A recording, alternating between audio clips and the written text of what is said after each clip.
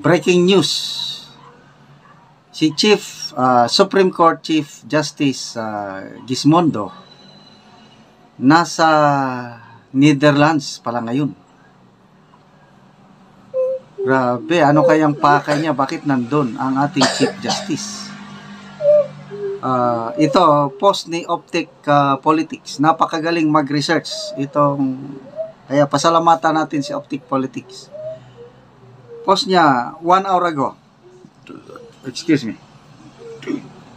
Justice Leonen named acting Chief Justice as Gismondo heads to The Hague. Ano bang pronunciation nito? Hague.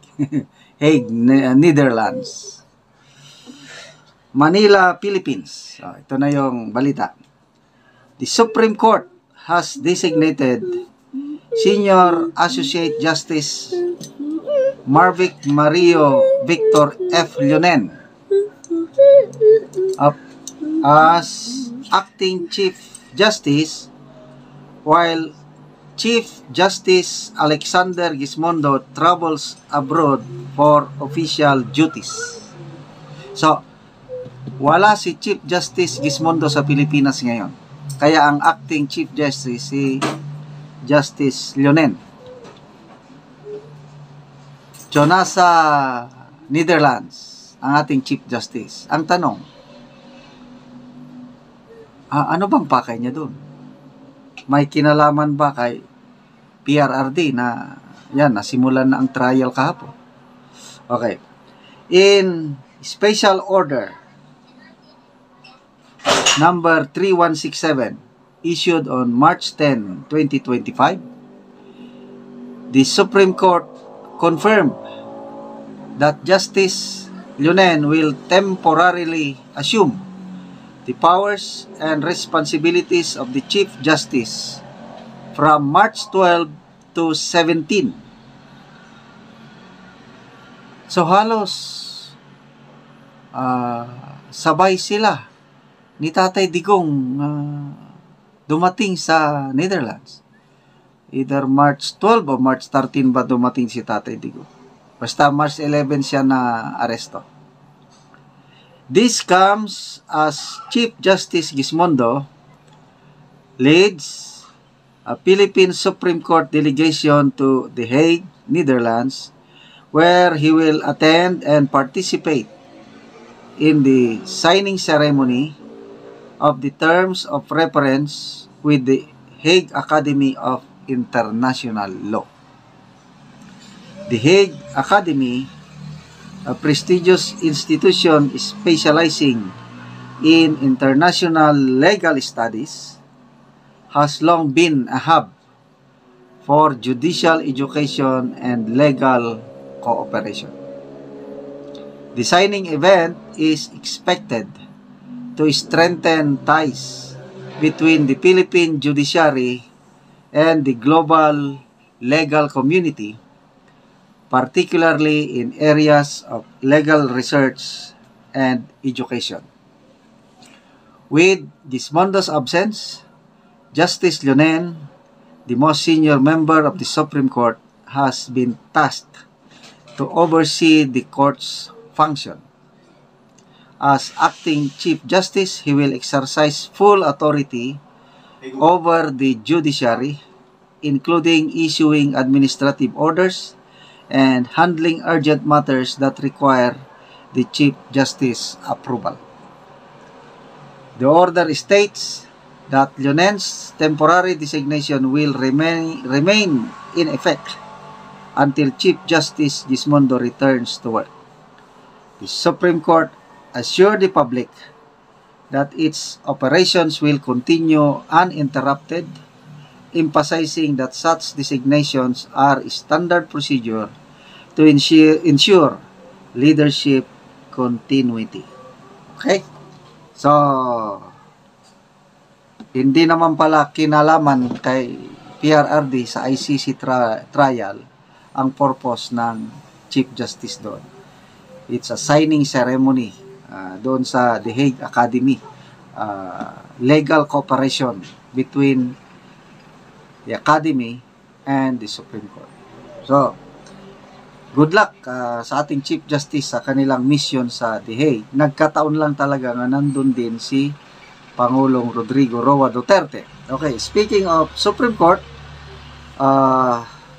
yung tatlong writ of habeas corpus na ifinail ng magkakapatid na Duterte, tapos na po yung deadline. 24 hours lang ang deadline na binigay ng Supreme Court para sa mga respondents na mag-comment. Executive Secretary Lucas Bersamin, DILG Secretary, PNP Chief, sino pa? CIDG Director General Torre,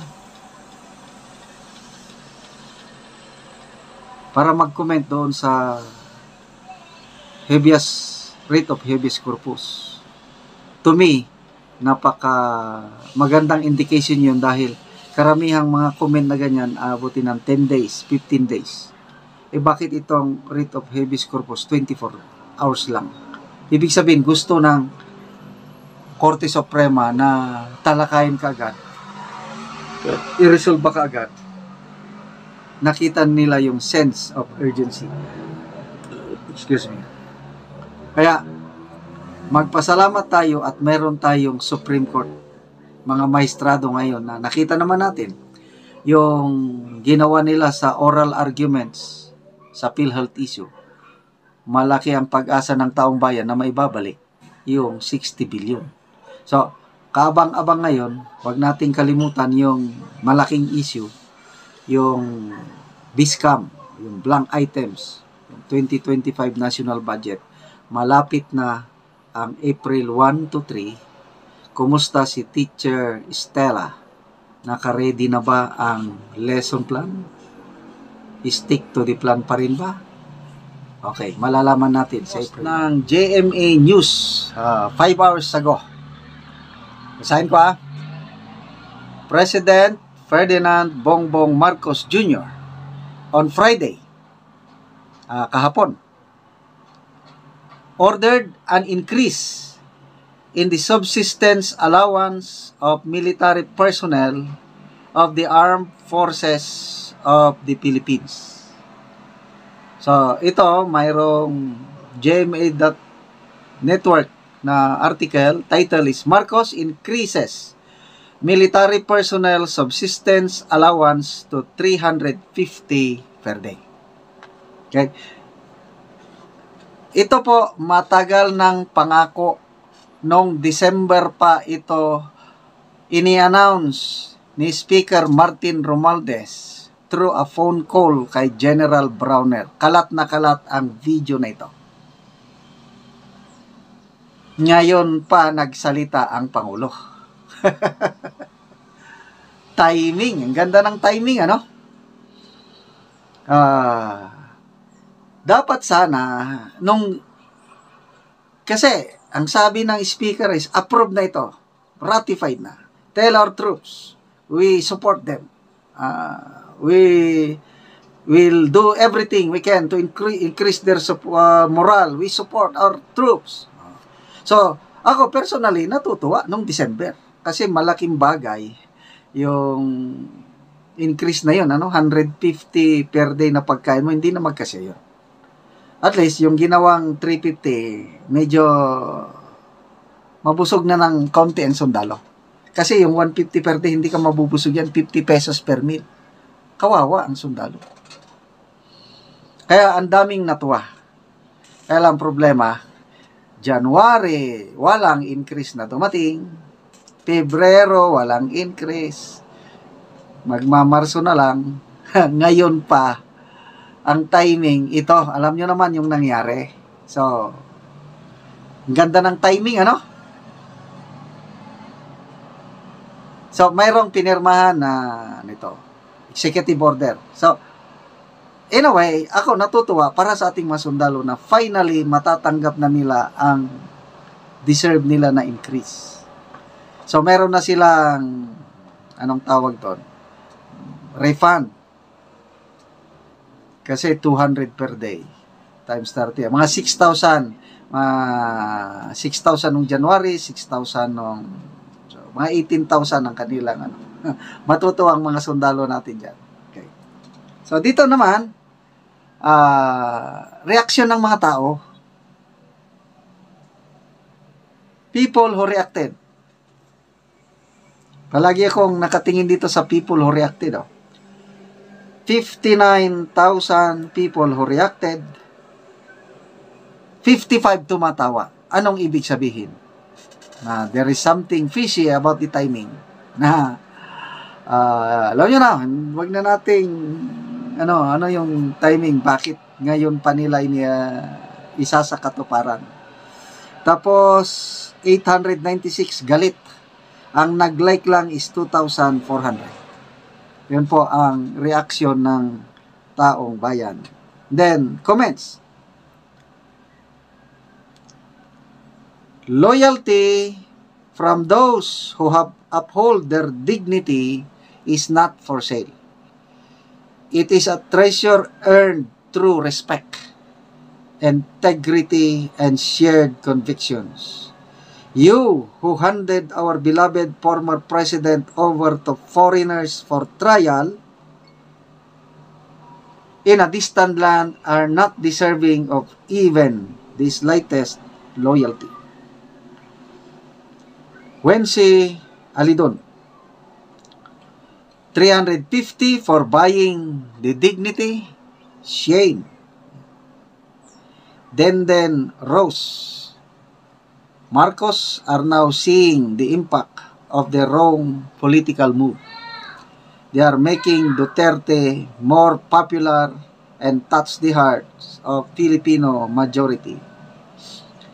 Min Jill Bin, nice tactic. Ha ha ha. Increase the salary of men in uniform in times that the Philippines is now divided to obtain more favor and loyalty.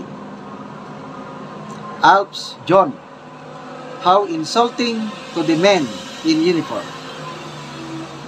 Joy Pilayo Sugon, money might speak, but it can't overshadow the damage you've done for the Filipino integrity.